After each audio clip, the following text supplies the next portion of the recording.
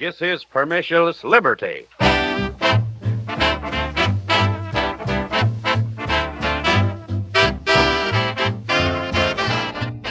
Hello, everyone.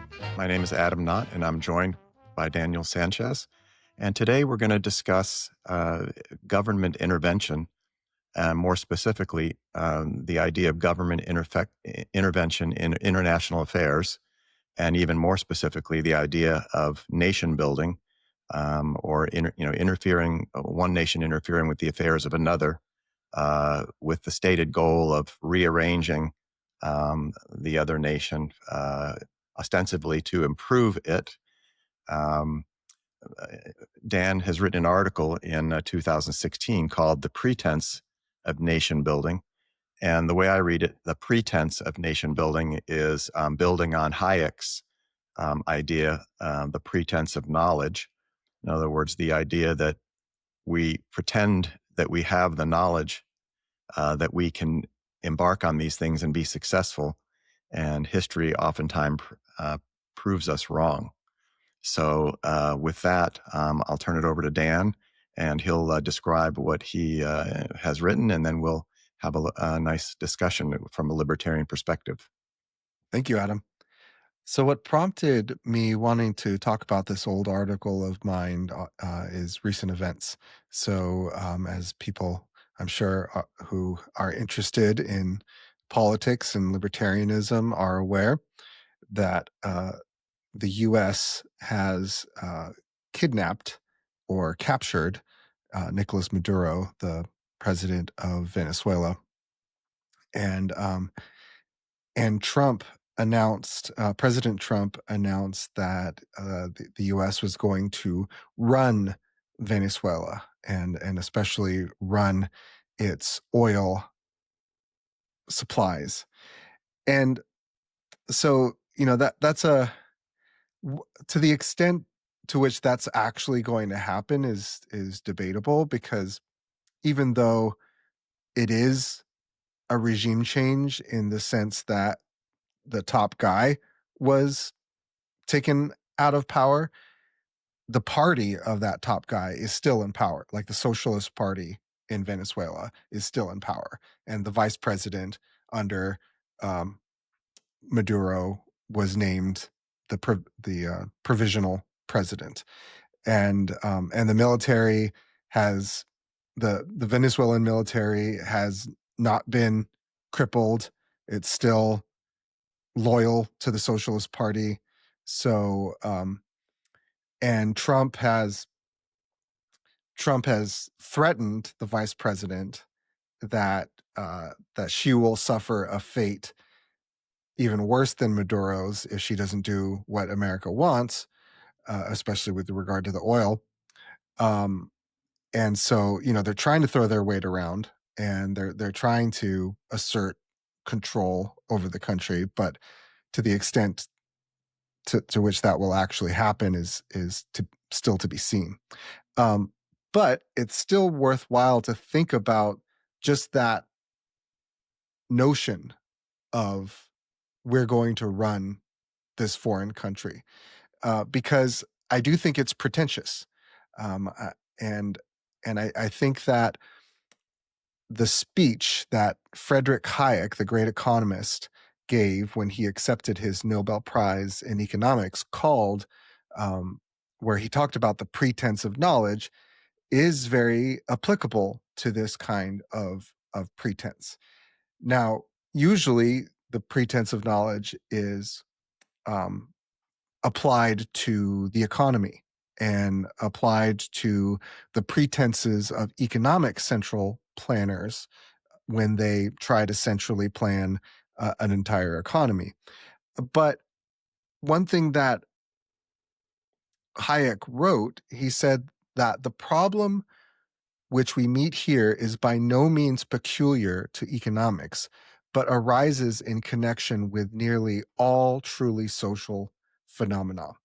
And what I argue in my article is that foreign policy central planners, geopolitical central planners that try to reshape the world to their liking, through war and sanctions and other foreign policy measures, that they suffer from the same hubris that economic central planners suffer, and that they face the same knowledge problems that economic central planners face.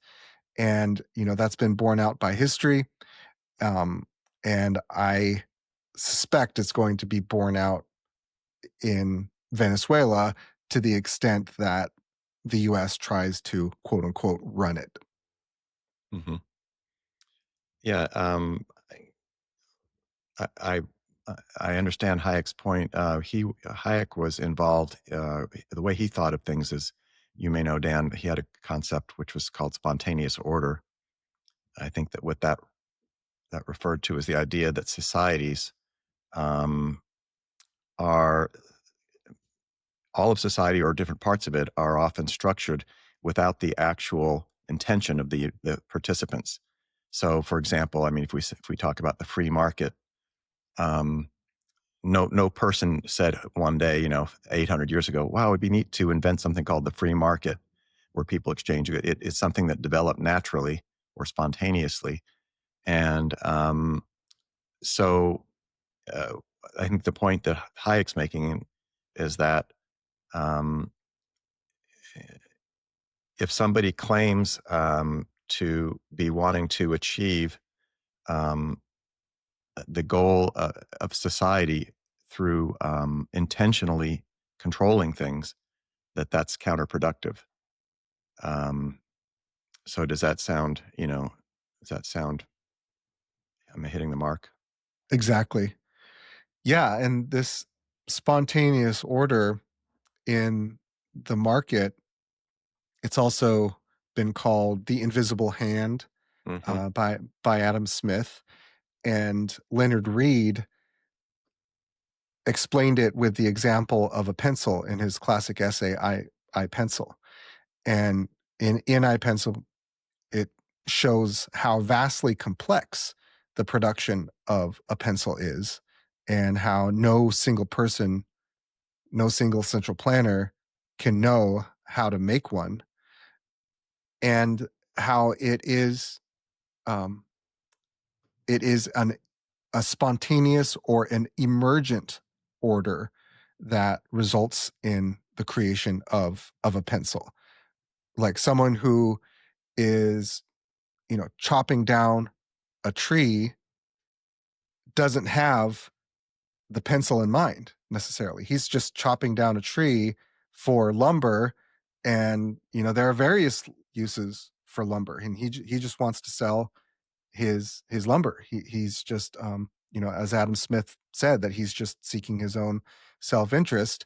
Um, but then, as a result of the market system, that lumber does actually result in the very efficient production of a pencil, even though it was not that individual's plan to create a pencil.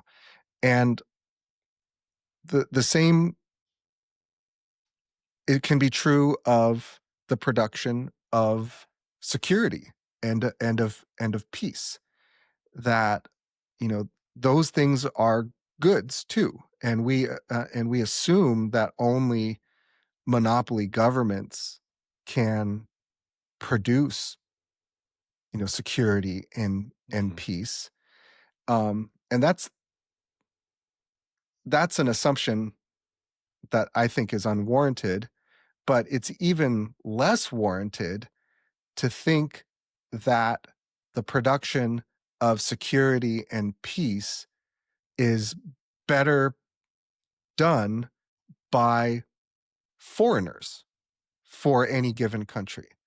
That the production of security and peace in Venezuela and in Iraq and in Ukraine, that's best done by these bureaucrats in Washington, D.C., in this remote imperial city, than it is done more locally. Hmm. And that's, I think both you and I, one thing that we would agree on is that a wonderful aspect of libertarian social theory is its analysis of intervention, whether it's in the market or whether it's in international affairs, as Hayek was alluding to, that it's more than just the market, or if Mises, in the case of Ludwig von Mises, intervention in the marketplace. And what they're doing is they're saying, let's assume that the goal is harmony or peace or freedom or democracy or coordination. Let's assume that's the goal. And then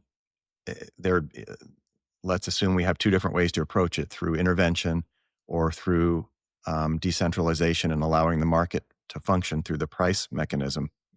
And then they analyze that. And I think, that's the beauty of libertarian social theory, especially our very accomplished libertarian social philosophers such as Hayek and Mises and Leonard Reed and others. Of course, as you might agree, there's no law in general, there's no law against dishonesty. And I know nature doesn't prevent people from being dishonest. So what that means is that people may state that they agree with your goal or a certain end, and they may not actually have that goal or end. So they may state a well-meaning goal as a justification for intervention, but intervention may not be the real goal. And so what I had, in other words, no person is forced to reveal their true motives. So we're kind of acting on gentleman's agreement. So what if the goal is control and isn't these lofty sounding goals such as democracy and freedom? And what if somebody wants to intervene because they feel that if they just if they don't relinquish control, if they relinquish control, that things will go in a way that they don't want? So that's kind of the tricky part, is that I guess we agree on the analysis that intervention has unintended consequences and it could end up with a worse situation than when it started. But I think history has shown that nobody wants to say out loud. I mean, more and more they are saying it out loud, though. That actually, no, my goal is actually, I just want to control the situation so X, Y, Z doesn't happen. For example, I mean, Trump was pretty open. It seems like being pretty open and saying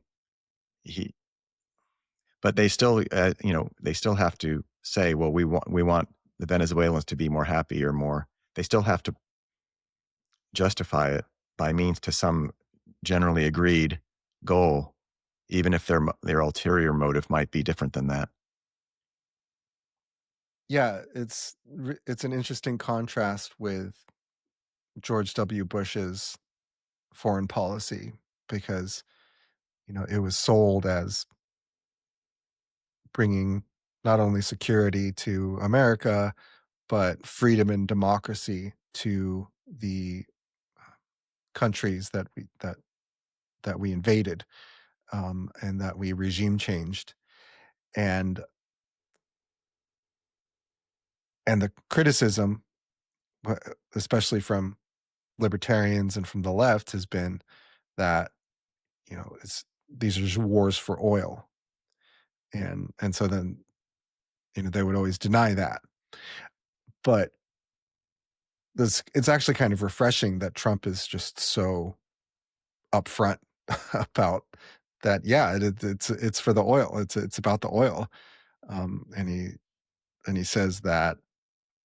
I mean, and then it's not just an oil grab. Like, he tries to justify it by saying that that the oil was stolen because there were American oil companies had deals, and then when Hugo Chavez nationalized the oil supply, then those deals were voided, and the oil companies had massive losses. but as Tom Woods pointed out on Twitter or X, that, it's not the quote unquote conservative position to, socialize the risk of these American companies. Like, if these American companies are going to go abroad and make deals abroad, it's like they do that at their own risk. That it shouldn't be socialized by the federal government. It just creates a moral hazard. Mm-hmm. And then there's also the justification that they state about like narco-terrorism and flooding the United States with drugs and all that, because they were bombing boats, claiming that they were bringing drugs in, and but that's kind of faded in terms of the rationale that they've been using. But even if you take those less lofty sounding ends as the justification, there's always a question of, like, are the means suitable to the ends? And like you said about like Mises's analysis of interventionism, he has this great essay called "The Middle of the Road Policy Leads to Socialism," and in that he makes the case that economic interventions lead to consequences that are, even from the perspective of the people who propose them, are contrary to purpose, and so then they create like bad consequences. And then if you intervene further to remedy those consequences, those will create more bad consequences. And then that will be used for an excuse for further intervention, and et cetera, ad infinitum. And so, like, as long as you pursue the logic of interventionism to the bitter end, it's going to result in socialism. And I think that's another instance in which the economic analysis is also applicable to foreign policy, because these foreign interventions, in the name of all these goals of security and of freedom and democracy and of humanitarian goals, like preventing humanitarian crises, like, it tends to run counter to all those things. That I mean, you could just look at the Middle East, especially, that, like I talk about in the article, that these wars in the Middle East have only bred chaos and collapse and carnage, and so, and then those bad effects will be like are used as an excuse for even more foreign intervention. And so similarly, that logic pursued to its bitter end will yield just complete global empire. Mm-hmm. Yeah, and this, what you're saying, and you gave an example of how Mises said, the one intervention leads to the other, and I think we've been talking about this since we started in our previous episodes, that my way of saying the same thing was that once we justify the intervention, then we say, well, this is so important, we have to intervene. But there's going to be the next important thing that comes up. So now, how are you going to answer somebody who says, well, we need to intervene in this because this is the next important thing that's arrived? So I think another way of saying what Mises was saying was that, let's say we intervene and something bad happens. So there's two ways to solve it. We have to either intervene again, or we have to withdraw the original intervention. Um, so, but that would negate all the arguments and all of our convictions that led to the initial intervention. So that's not going to happen, because if I was already predisposed to intervene and I mounted a series of arguments to do so, the likelihood when something bad happens because of the intervention, the likelihood that I will conclude that therefore I need to withdraw the original intervention, history has shown that that's unlikely, that the solution to the negative consequence will be a further intervention. And then if there's no plan, so if I didn't say ahead, well, I'm only going to intervene 100 times in the history of in the history of the world, then I'll stop. If there's no plan, then this process just continues. So that's where we are. I mean, since we started talking, we said, well, we had the founding of the country in 1776, and we talked about maybe some things we didn't agree with what happened back then. But the fact is that since then, it's just been an unending sequence of adding laws and regulations year after year, decade after decade, century after century. When you say the logic, well, I guess we can call it a logic, but it is a logic, I guess. But there's a process that happens. Well, if I think intervention is ethically fine, I have no problem with intervening.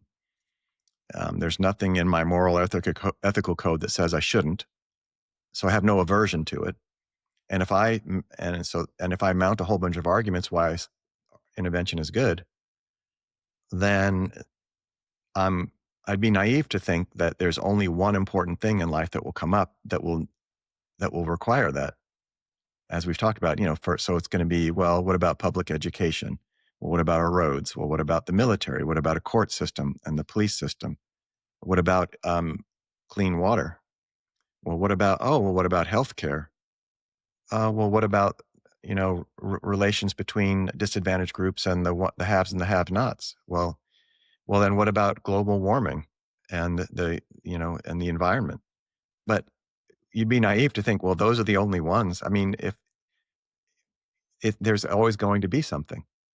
So it just seems like as a mankind, or even people who we would hope would have seen the logic of this and say, well, where are we going with all this? Why isn't anybody coming up with seeing where this is going to all out control, basically, and somehow trying to grapple with it? But I think the problem is that each person who we know in the public sphere who wants to try to grapple with it can't argue against control, because each of them has something that they need control for, and they intuitively know that. So and that could be pointed out. So if somebody tries to argue, one of the senators that you and I might like, or a congressperson, and they try to argue against control per se, the concept of it, somebody's going to say, well, you voted for this over here. Here are the controls you proposed. Here's the legislation you proposed. There's a penalty attached to it. So how are you any different than us?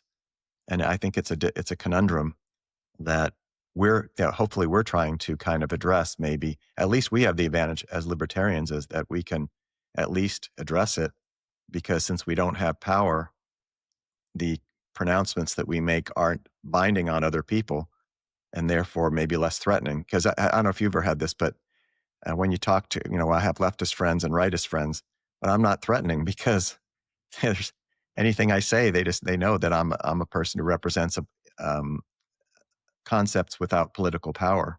So it's kind of good in a way, because I can travel amongst different groups and I'm non-threatening to them. Yeah, Friedrich Bastiat in the law talked about the dynamic that you often bring up, of that, once you concede the principle of, the government intervening for whatever social cause or social good, that there's no end to that, especially because every one of those causes, benefits certain special interests. And, once you have the principle that special interests can use the government for their pet causes, every special interest is going to want in on that, and you have no principled argument against any of them, and There isn't. so that results in what Bastiat called universal legal plunder, because he said that basically there's three ways of organizing society: that you can have no one plunders anybody, you can have the few plundering the many, or you can have everyone trying to plunder each other. And so, he talks about nobody plundering anybody. That's what he's trying to accomplish in a free society, and that in medieval times and in ancient times, that it was the few plundering the many, that you had monarchs and emperors Mm-hmm. and this political elite just plundering the masses. And but then once you had democracy and the suffrage, then everyone gained a certain degree of political power. But instead of just using that political power to just defend themselves from being plundered, that they use it to plunder others for their own benefit. But that is even less sustainable than the few plundering the many, because at least that's like a small parasite on a large host. But when you have like Bastiat called the state as that great fiction by which everyone tries to live at the expense of everyone else. And so if if everybody's trying to act like a parasite, the host just keeps dwindling and dwindling, that's not even sustainable. And so but that's the result that you get once you have that principle of anybody's pet cause or pet special interest is fair game for supplying through the power of the government. Yeah, I think what you touched on there is that the idea that in what I call the intuitive beginning point of libertarianism, which is that there again, and here's I think where I think there's a huge overlap amongst all the libertarians, is that you said there's this third vision of government where nobody plunders anybody and government's only used to guard against plunder. But without even using that term, the idea is that there are certain forms of crime that are universally that where it's universal, that nobody wants to be the victim of such crimes. So those are the ones we always talk about, which is murder, assault, fraud, deception. There's certain kinds of violating a contract or violating an agreement, or a serious agreement. And so in the libertarians' intuitive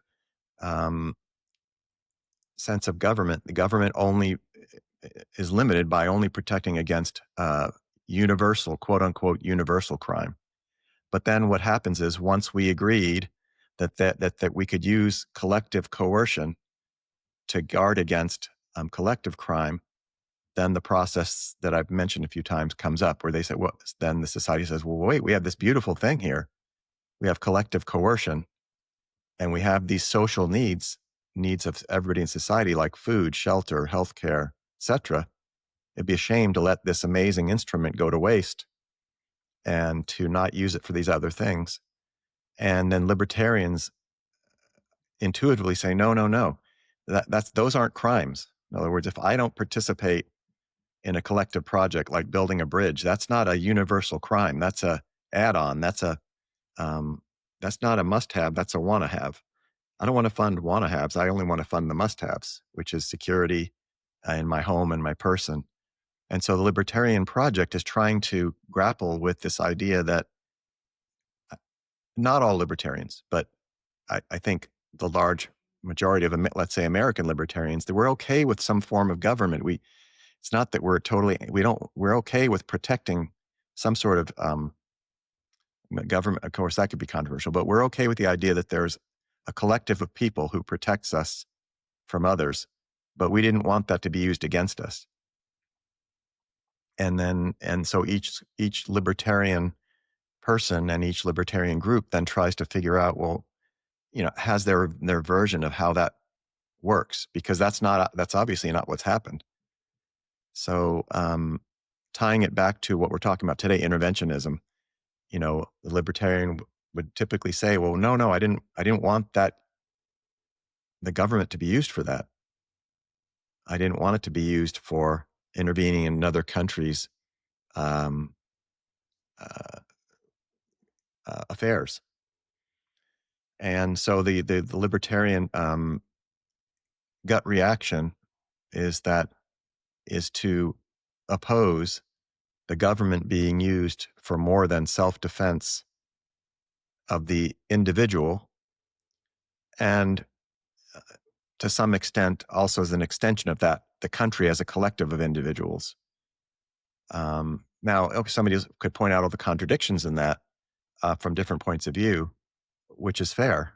But so we as libertarians, though, are united in this kind of having a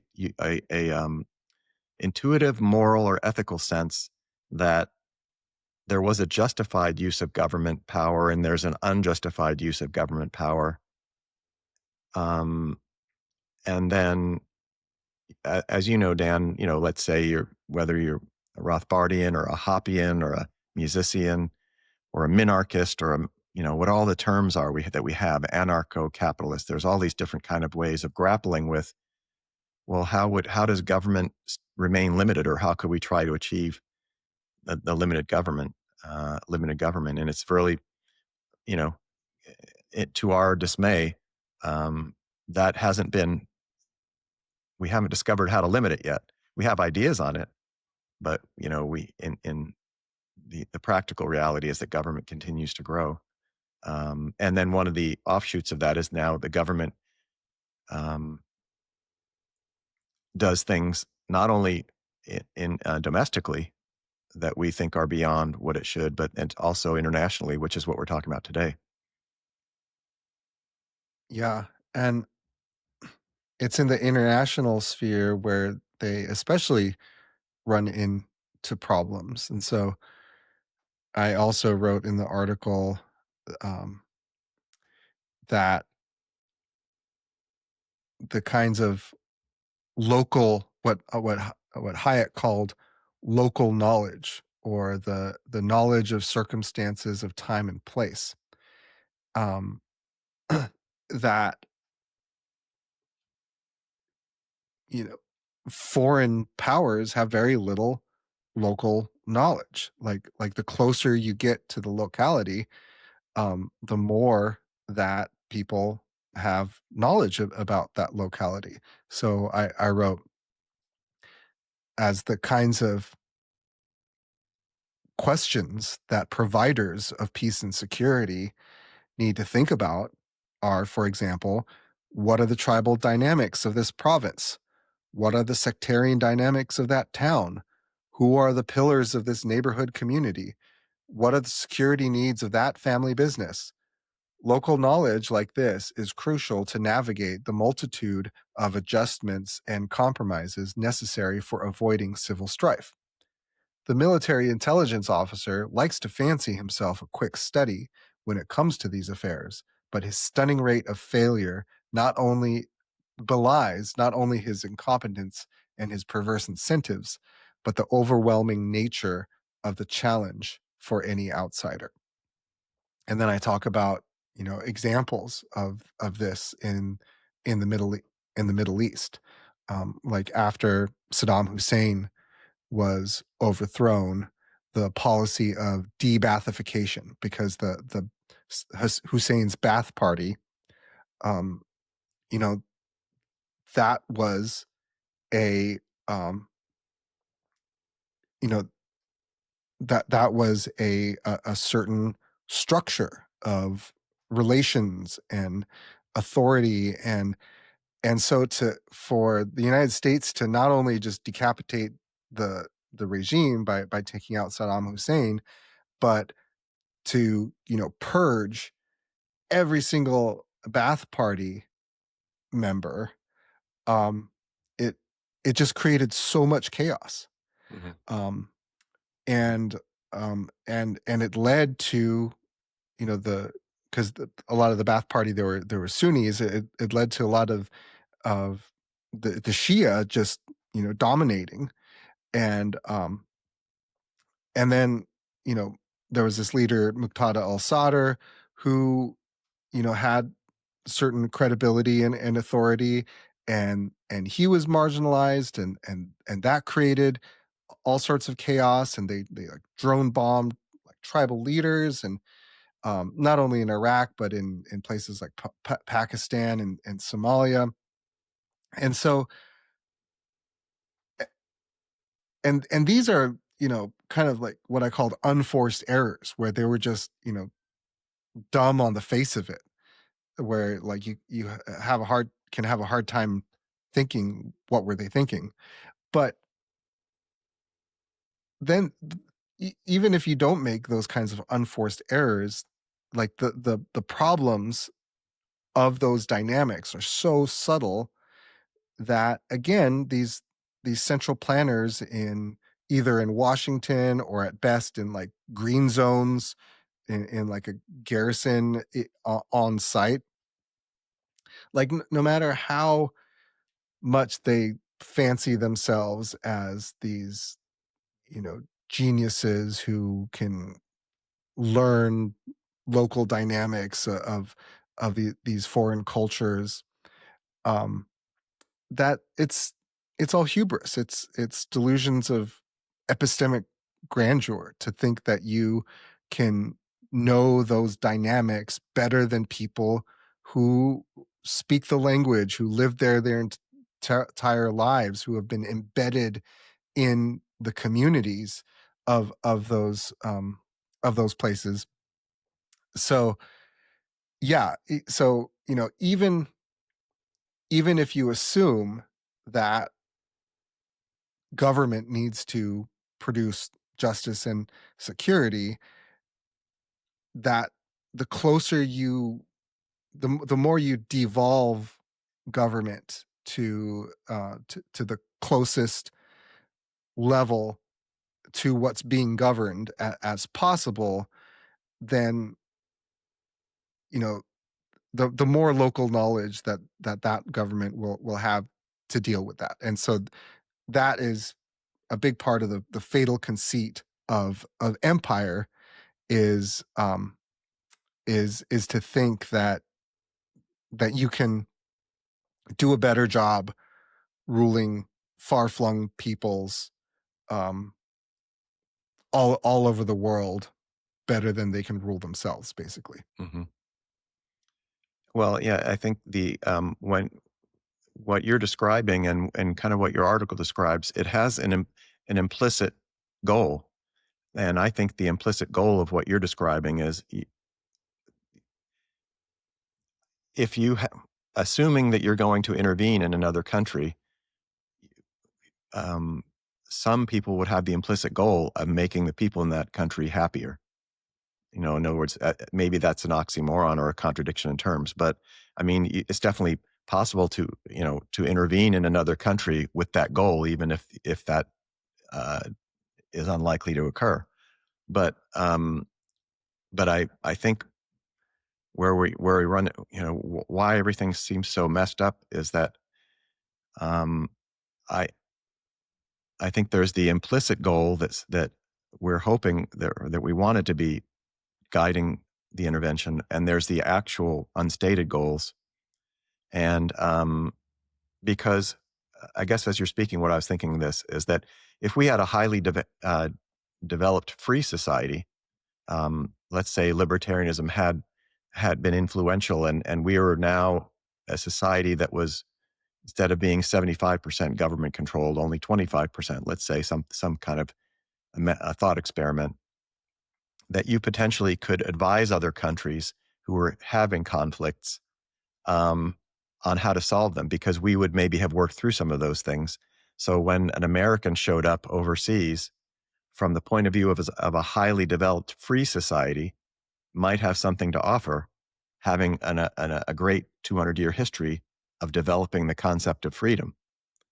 And so that would be a way, an intervention maybe of the most virtuous type, where you would show up as a voluntary advisor and say, listen, when we had these conflicting groups, here's how we were to establish harmony, peace, freedom, and democracy amongst our citizens. And demonstrating that through how our society was functioning, we might have a lot of cachet or validity. The person who showed up and did that might have a lot of authority, moral authority, from being a representative of a superior or a further developed free society, a superior, in my mind, superior. But that's not what we have. What we have is a society who's now embarked on 150 years of progressive controls.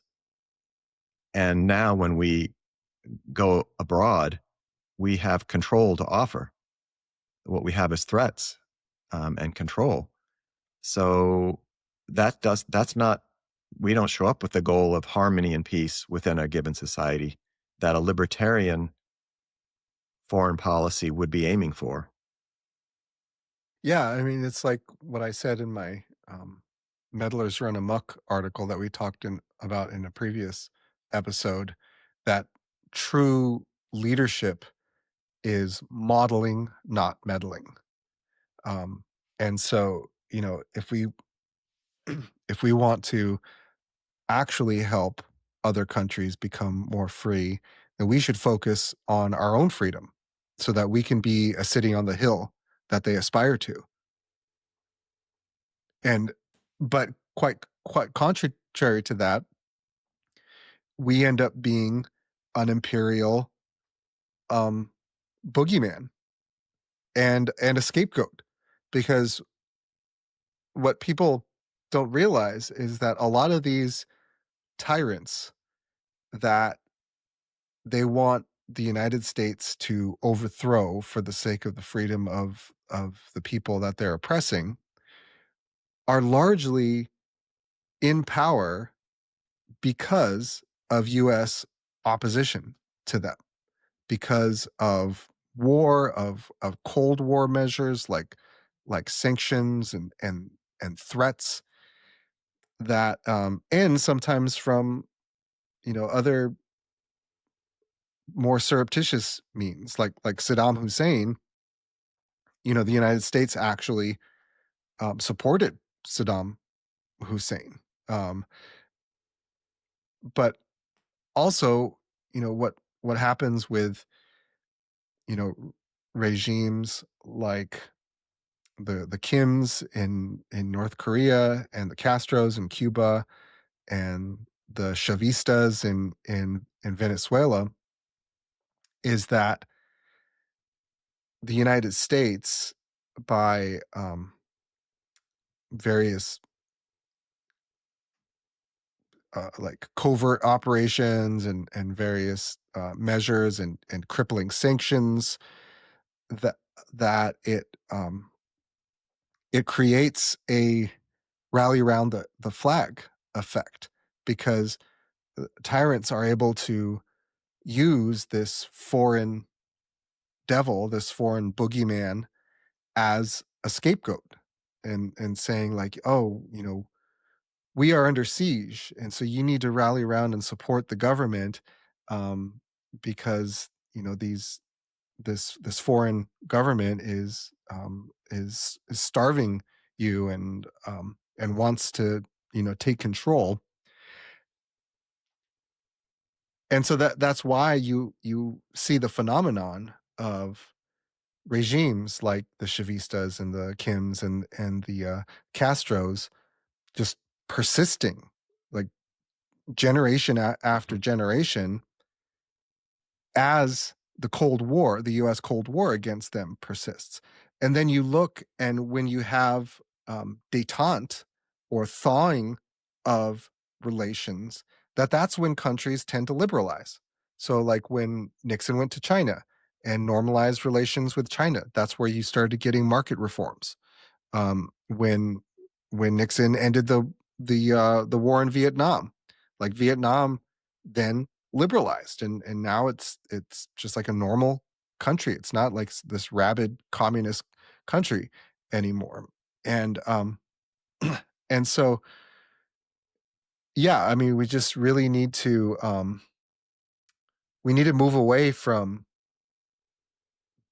being this self-righteous meddler that ends up being just viewed as an imperial um tormentor and would-be tyrant, and become a city on the hill. And for that, we need to focus on freedom at home. But that's another thing that makes it really hard to focus on when you're constantly projecting power internationally, because as Randolph Bourne said, that war is the health of the state. That in the same way that foreign tyrants get are able to consolidate their grip on power um, because of the Cold War being waged on them by the Western governments, that Western governments, when they start these wars, that or when they prosecute these wars, that they're able to impose all these domestic restrictions and increase the domestic power of the state, because of the perceived emergency. And so that's why, like in World War I and World War II, you had this um, like war socialism, basically, this nationalization of whole industries. And after 9/11 and the wars in the Middle East, the terror wars, that you had this like ramping up of the national security state and of censorship and surveillance and all these things.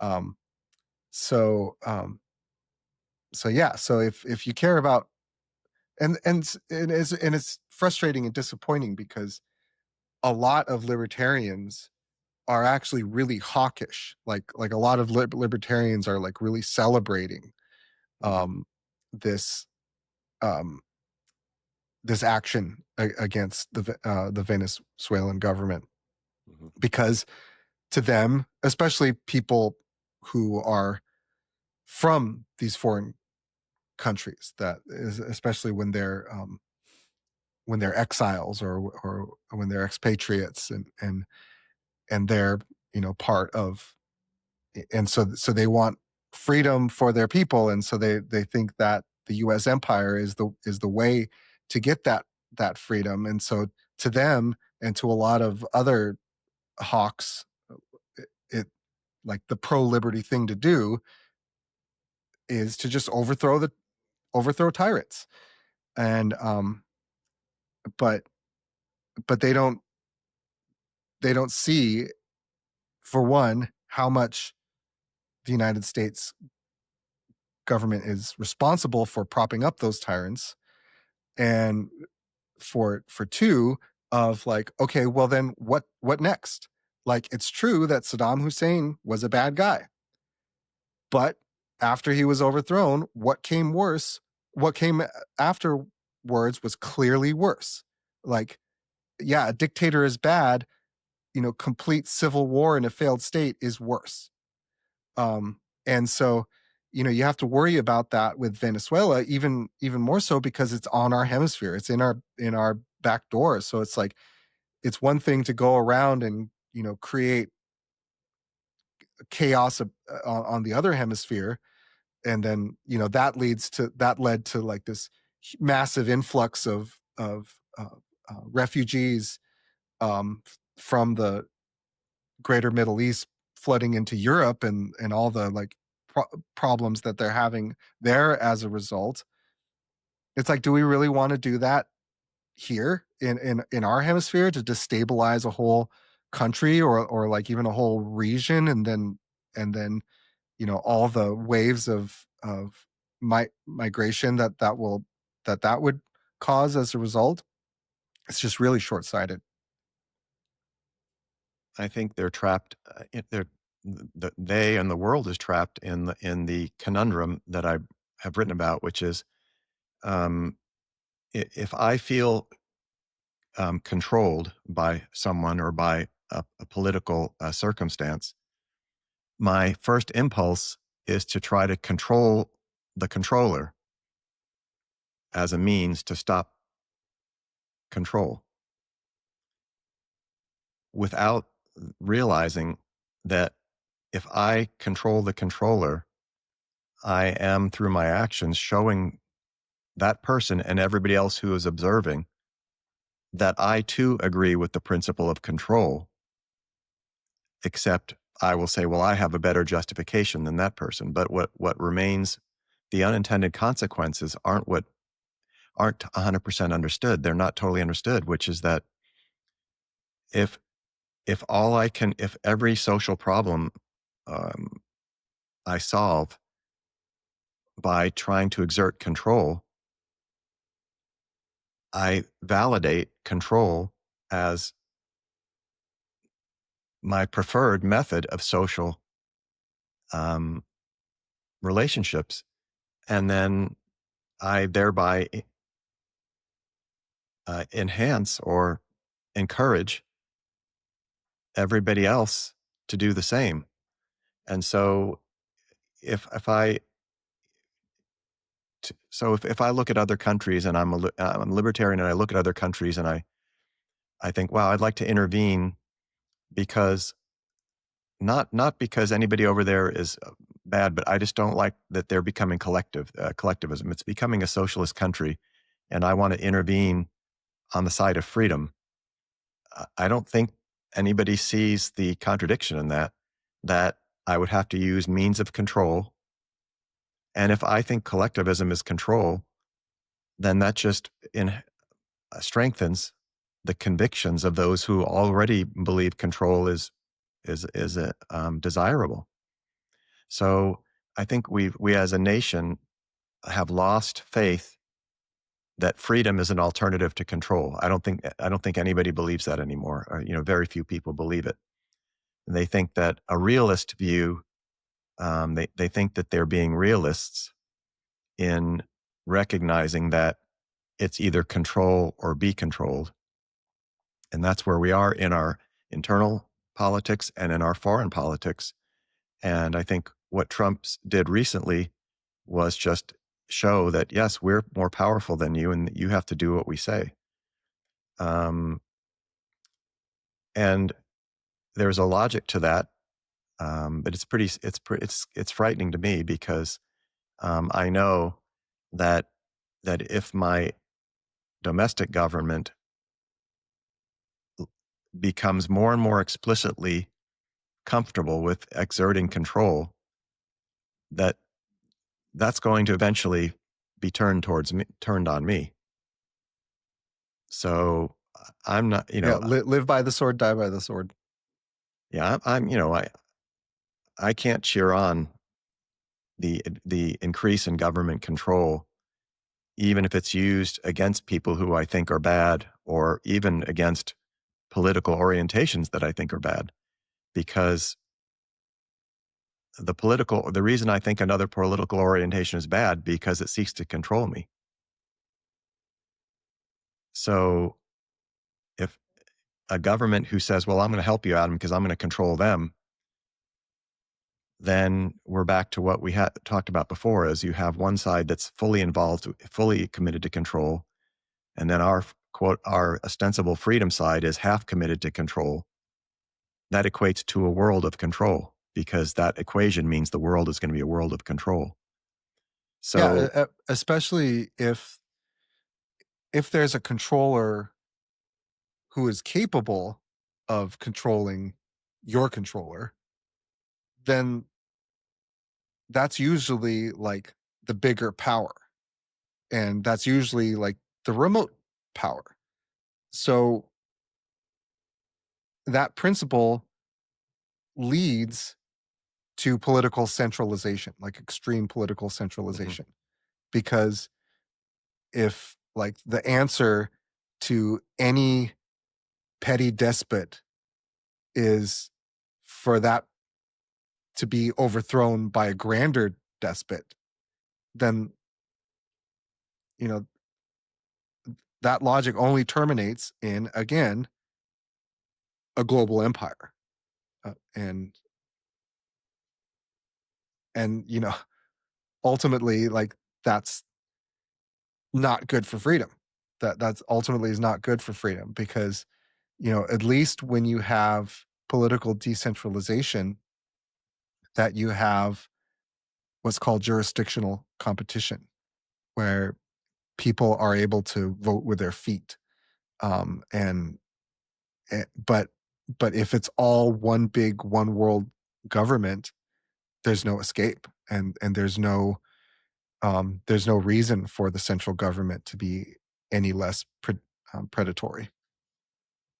Yeah, in that sense, the term globalism, that's why I think people were against the concept of globalism. As a libertarian, I don't want globalism. I don't want one global government. I want competing governments that gives me at least some chance of finding one that is willing to protect me.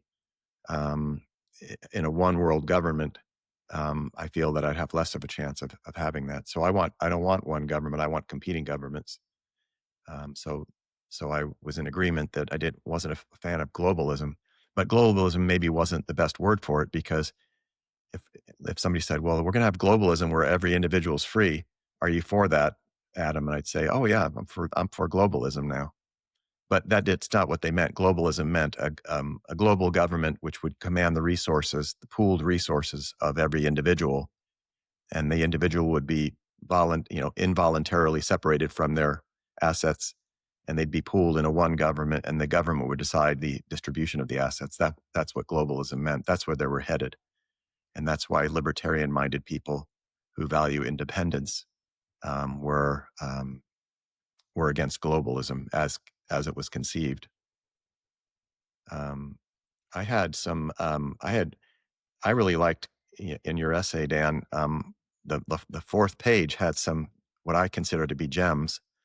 But I don't know if we should talk about that now, or if you still had a few things you wanted to go over on what you were saying today. No, I'm done. So, yeah. Well, what you wrote on the fourth page is what I thought was almost a beautiful summation, and you can tell me whether it was intentional or not, of the libertarians and their predicament. Because after you talked about the interventionism, international interventionism, and nation building, and then you posed the question, what is the alternative? So to me, I only see two alternatives. I either see control or freedom or control. I don't see a whole bunch of different alternatives, because for me as an individual, that's all I'm concerned with. In anybody's given system, somebody would say, Adam, no, there's 5 or 6 different possibilities. Well, I'm going to look at each one and say, well, do I get to voluntarily participate in these, or am I coerced into conformance? So to me, there's only two kinds of societies. And so when you posed the question on page 4 of your essay, what is the alternative? So what it meant was, well, what is the alternative to this non-libertarian society which intervenes in domestic relations and in international affairs? So, and then you answered and you put forth 2 answers. Hayek said that we need decentralization. And then to that you added, and the market price system. So that's the libertarian ideal. So basically, if you decentralize socially, and you institute and you expand the market price system where people get to voluntarily choose products and services and choose what they get to produce, you're basically moving towards the libertarian ideal. And that's as opposed to the system of where you move towards greater control, where in politics you centralize, and you start with the theory. Non-libertarian society starts with a theory of market failure. So, a shorthand for Harvard University, if you just wanted to succinctly state what Harvard University is, it's an institution that is founded on solving market failure, what they consider to be market failure. It's that simple. If you start with the theory of market failure and the idea that the market fails, then you obviously provide the alternative to that, which is greater and greater control or regulation. But you just succinctly stated the libertarian ideal, and you said, ideally, judicial and security services should also be left wholly to the market and to other purely voluntary institutions of civil society. So, again, I'm 100%. There's our libertarian intuitive vision that we try to communicate to our non-libertarian fellow citizens, that in a libertarian society, institutions would be voluntary and market-based.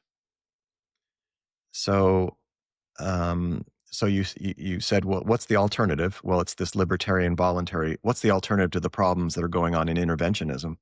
It's a voluntary system, and that would automatically diminish the coercive system, because if I couldn't be coerced into providing the funds for the intervention enterprise overseas would have to shrink. I couldn't solve all world problems, but if people who didn't agree with it didn't have to pay for it, those enterprises, as you and I both well know, would diminish markedly. And then you said, but failing that, the next best thing would be maximum decentralization and devolution in governance. So what I read that to be is, well, let's say we can't get an immediate libertarian society or an instantaneous libertarian society. Let's say we fail in that. We go tell our great ideas to our neighbors and stuff, and they say, well, we're not doing that. So what's the next best thing? Well, as you had said, if it's unrealistic or infeasible to attain the libertarian ideal in the near term, it's just a matter of logic that the next best thing is to move towards this ideal incrementally. That's just logic. That's not even that's not even normative. That's just saying, listen, if you and I agree that we wanted a voluntary system and we can't get that and nobody's willing to give it to us, then we have to work to get it incrementally. Do I really have to argue that? Because if society's not going to do it, then the only other way to have it be done is incrementally. So you said, failing that, the next best thing would be maximum decentralization and devolution or devolution in governance. Which has to mean incremental. So that just means that then if instantaneous libertarianism is not attainable, then we have to try to attain libertarianism progressively or systematically. Now the next problem happens. Well, what if society refuses to do that? What if society refuses incremental libertarianism? Well, that's where we are right now. So, in other words, we've proposed instantaneous libertarianism to our colleagues. We said, well, we have this great vision of a free society. Society said, we don't agree. We're not doing that.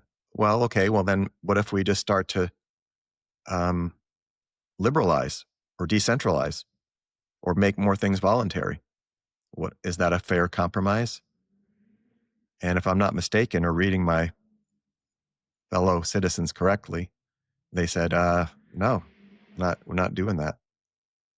So that gets us back to kind of what I was calling our initial conditions, that I think that we have to accept as libertarians those are the conditions. So then when we go to solve the problem, it's starting from the fact that we're not going to get instantaneous libertarianism. And then, so second best is incremental libertarianism. And then failing that, okay, now what?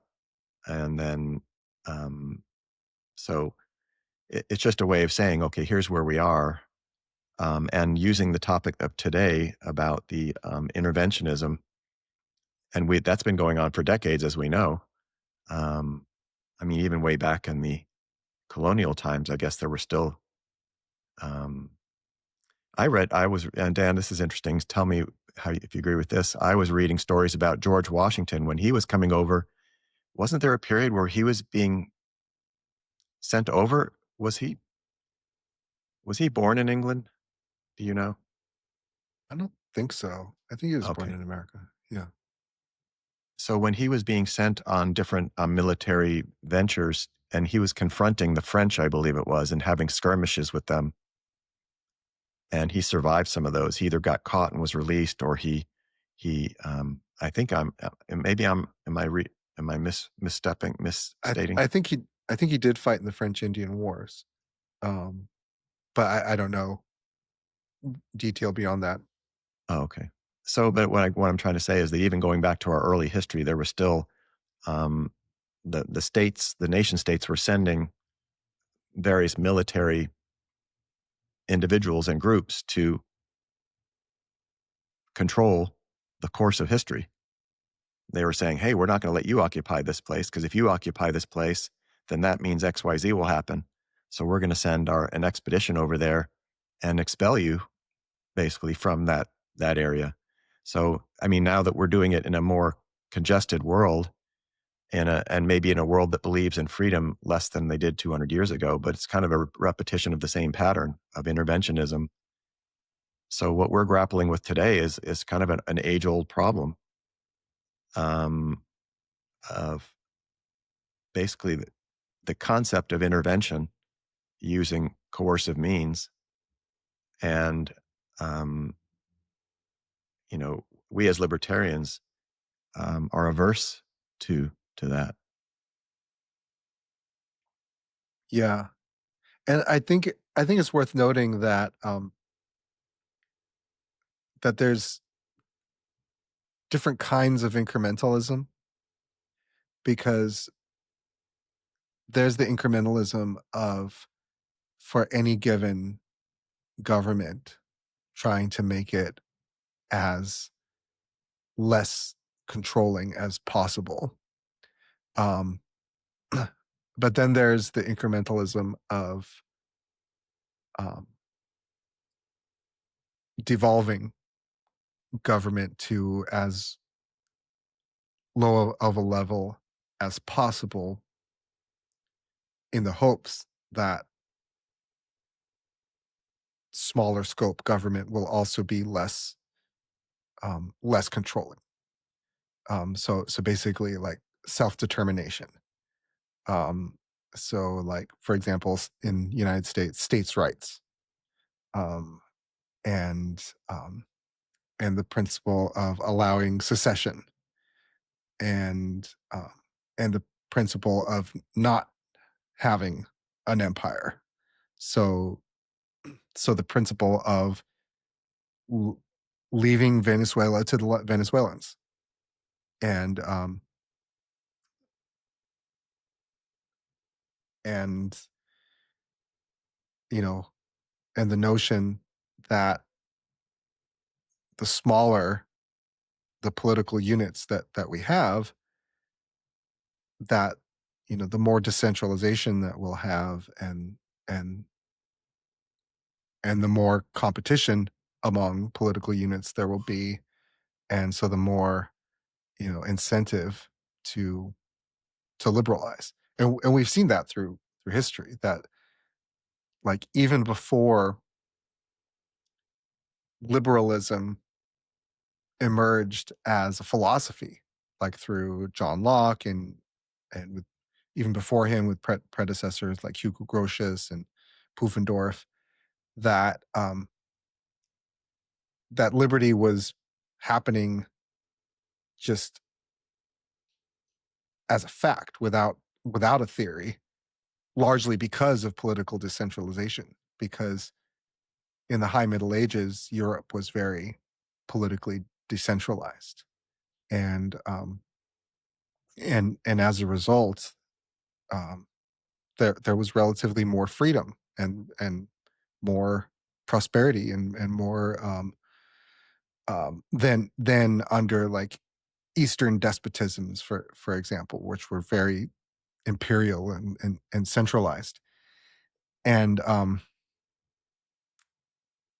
Well, Dan, if I may ask you a question, though, since you touched on this, I think it's, again, this is a fundamental question. So you talked about the idea of, let's say we're talking about the idea of decentralizing, and we use the example of states' rights. Okay. So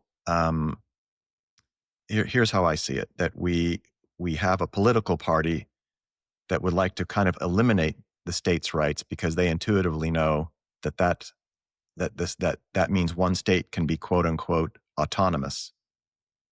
So I think there's one political party who would be against the idea of states' rights if that means one state can allow freedoms that the other states wouldn't allow. So they'd be interested in more a totally controlled model where you wouldn't have varying degrees of freedom or varying degrees of material accomplishment, because that would be against their philosophy. Then I see that the other group is in favor of state rights, for example, so that they can have some of the freedoms they want. Let's just say Second Amendment rights or financial sovereignty, less taxes. But they're not interested in the continuation of that to then county rights and then city rights. In other words, they're not interested in a continuation of that principle. So tell me if you agree with the way I'm seeing it, which is that one side has agreed it would like to, as time goes through, eliminate all states' rights toward a uniform structure of society where no individual or group would be allowed to bypass or to rise above, so to speak, the agreed upon level of anything: wealth, education, achievement. The other group we talked about this before, how the conservatives say, no, I want everything to stop. So I want that process to stop. But they aren't interested necessarily in reversing and in a process that devolves political power more and more and more. They're just interested in freezing the one we have now. Those are the two that actually have power. You and I would like to see that process continue. I believe, I'm putting thoughts in your head, but I want to see that process continue. I want to see the states go, okay, well, now that we have a state rights, the first thing we're going to do with it is give county rights. So I'm going to have 20 counties in my state, and I'm going to look at the one that I think is the freest, and I'm going to move there. And then the county is going to say, and now we have city rights. And now and the 20 cities in that county, I'm going to go, well, which one is, and so the libertarians are the ones you have the collectivists who want total collectivism, and they have power and they will try to get that. But the people who are more on our side of the aisle, so to speak, are only interested in freezing it and not devolving power. But they have power, political power. So the joining of those two groups over time, 100% government power, and the group that only wants 50-50 and they don't want to get any more freedom going. Well, over time, that has to go that has to consolidate, because there's no balancing. There's only one group that wants 100% power, one wants 50-50, and there's no politically powerful group that wants to devolve political. So on that idea, do you kind of see that as that same kind of thing, or do you see it differently? I do see that. So it's kind of the role of the conservatives is basically like to advocate whatever the progressives wanted 20 years before. It's like they're just sort of like a regulating function of just sort of like a pacemaking function of progress towards ever greater government. Sorry about the dog barking. Hey, it's an exciting liberty discussion, and the dog's getting excited. I can't blame the dog. That's right. And and you see that with, Trump is no champion of states' rights. Like Trump has, multiple times tried to throw his weight around and threatened governors and even mayors that, you can't do things this way, that we're going to intervene. Um, but that is the in it's a principle of self-determination that that any given populace, like however big and however the current political arrangements are, that as Ludwig von Mises argued in his book Nation State Economy, that they should be able to determine whatever government that they want to be part of. If they want to be part of a bigger government, that's up to them. If they want to have their own government, that's up to them. And he even said that in kind of like what can be interpreted as like a proto anarcho-capitalism, he said that, if it wasn't for practical, I think he said, I like, know practical. exactly what you're talking about. Yeah. Okay. Go ahead. Yeah. Oh, yeah. I know the sentence. Wow. I have okay. I could get it. I have to stand up, but I have it marked. It's in the book Liberalism. Okay. Yeah, but okay. continue, Yeah. please. That even down to the individual, that self-determination should be able to go down all the way to the individual, where if someone wants to, essentially be their own government, that they should be allowed to. But yeah, there's very, very little, unfortunately there's very little principled support for that kind of principle, like even among libertarians, because like a lot of libertarians, they're all for it if states' rights are diminished, and the Supreme Court can overrule a state if it's a pro-liberty policy. But to me, that's really no difference than imperialism. That's still no different from saying, like, oh well, we want women's rights in this third world Muslim country on the other side of the world, and so it's a libertarian policy to to impose those policies on them through through the force of empire. Like it's the same basic thing. It's just amazing that you brought up that sentence. Yeah, in his book Liberalism, Mises has a passage where he says, basically saying that the logic of liberty would mean eventually that each individual, that the decision making would go down to the individual. But he said it's only practical. The reason we can't do that is there's practical reasons, like the sizes that the states had to be, et cetera, geographical things and of that nature. But he had already seen that the way he was looking at things, that if you allowed people to be free, that implied that freedom implied also the freedom to choose political affiliation, not just parties within a system, but actually choose um, the more fundamental parts of politics, which is to opt out of different systems that weren't suiting your needs. And he, even though he's not considered a radical libertarian, he could intellectually understand the logic of his own thought. So I refer to him as a libertarian, just not because he would call himself one, but just because he intellectually was predisposed to favor free human choice. Well, so yeah, with the states' rights. So I was just trying to reach agreement that as libertarians, our predicament is that there's three kind of societal arrangements. One is you keep gravitating towards more centralization and control. One is you try to maintain some sort of middle ground. And you mentioned earlier how we believe middle ground leads to more control. So we think that our people who agree with us politically, who think you can maintain the middle ground, we think they're mistaken, because we think that the interventions they support are just going to fuel the fire of further interventions, which is going to lead to a 100% interventionist society, which is basically communism.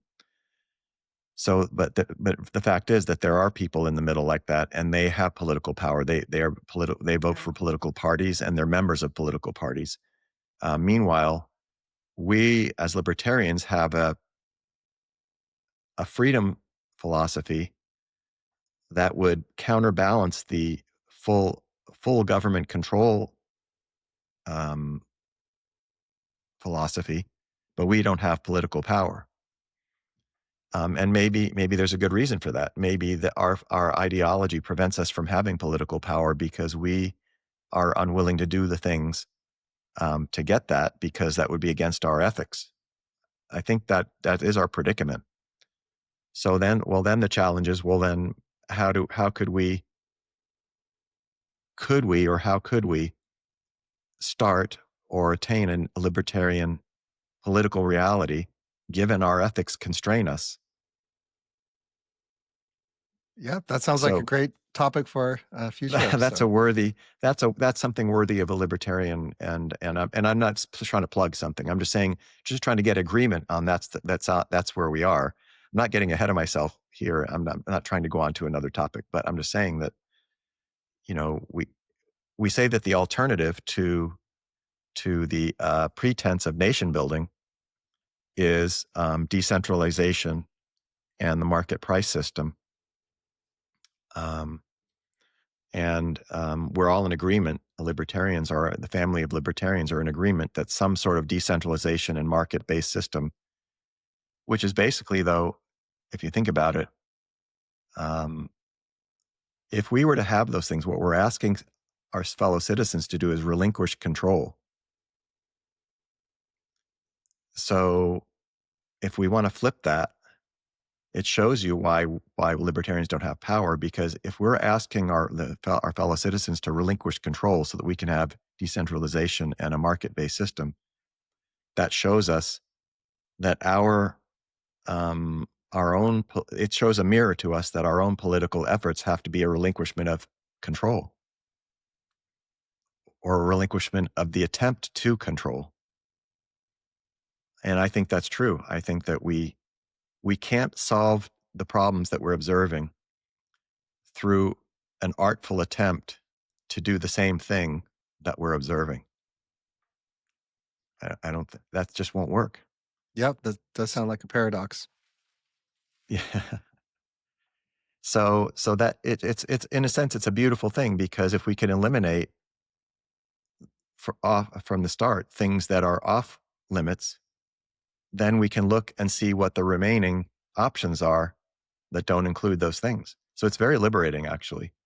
Certain things that you will not be able, that you don't have to waste time on those things. I don't have to worry about, getting an armed band of brothers together and going down to City Hall. I don't have to worry about that. I don't have to worry about, getting all into the political, trying to cheer on a bloodthirsty mob, trying to get revenge against past wrongs. I don't have to involve, and when I see that happening, I know that that's not what I'm ever going to do. So then that just frees me to focus on what it is that I'm trying to do, or that we as libertarians are trying to do. So it's very, it's neat to have these chances to talk through these things by examining a contemporary event and see how it applies to us. But all these same principles, they always apply. In other words, the libertarian principles apply. But in a sense, we go back to square one, which is, well, what are we going to do as libertarians to try to influence history for the better, for our own individual welfare and for the welfare of those who do care about freedom and liberty, which I don't think I don't know about you, but I see the word liberty and freedom used. And I don't think the people who, a lot of times when they use that word, really understand what they're saying, or they're not what they're really for. Yeah, How do you definitely feel not. about that? Yeah. Definitely not. Freedom would be, I have to relinquish control and in a sense live with the results, to a large extent, and be willing to tolerate, you know, the unexpected.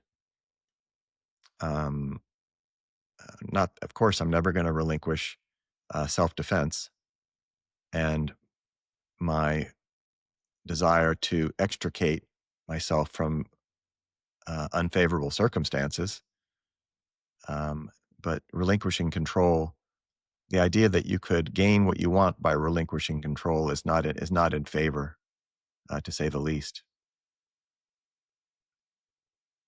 But I think it has validity. Maybe we'll eventually, touch on that Yeah, that'd be great. future episodes. Um, I have more time, but I don't know if you have any other pearls of wisdom. No, I should probably wrap it up with my animal situation here. They could start barking at any moment. Hey, he's excited about liberty, That's right. libertarian social philosophy. Couldn't help himself. He probably was trying to express something. He's probably saying something like, "Well, how does that apply to me?" Right. Okay, well, I guess we'll close it down. And it's been a nice conversation, Dan, about about a current topic and how libertarians view it. I think we covered, in a sense, how libertarians view it. Where, if I may summarize, that libertarians are hesitant about interventionism uh, reflexively. And from my point of view, individually, I would say the reason is, I immediately look to say, well, how is that going to work when it comes to me? So yeah, I might support aspects of what I see happening because I might not like the group that it's happening to, but what happens when that's turned against me? So I'm not so if it's just whoever is the strongest can compel the weaker to conform. That's not a principle that appeals to me, because that means that I have to be that I always have to fear, in this case, my own government. And I've had experiences in the last 4 or 5 years where my government tried to coerce me. And we've talked about some of those things.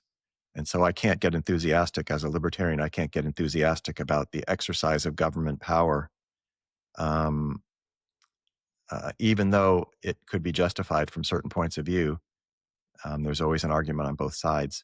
But as libertarians, I think we're hesitant because we see the dangers when that same force is then turned back against us.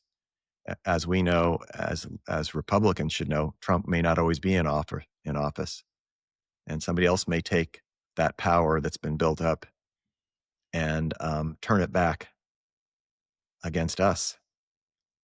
So we have to be really careful. The saying is always, be careful what you wish for. And that's the intervention example that we talked about today is a great thing. Be careful what you wish for or what you root for, because the next person in power may not use it exactly for those things. They may use it against somebody that you like, in another country, or maybe use it against you and your family and your friends. And that's what libertarian has to say to the world, that is all in favor of consolidation of power and is enthusiastic about political intervention. So I'll close those, make those be my last comments. And if you have anything else you want to close with. Nope. Thank you so much for this interesting discussion, Adam. Okay. Thank you, Dan.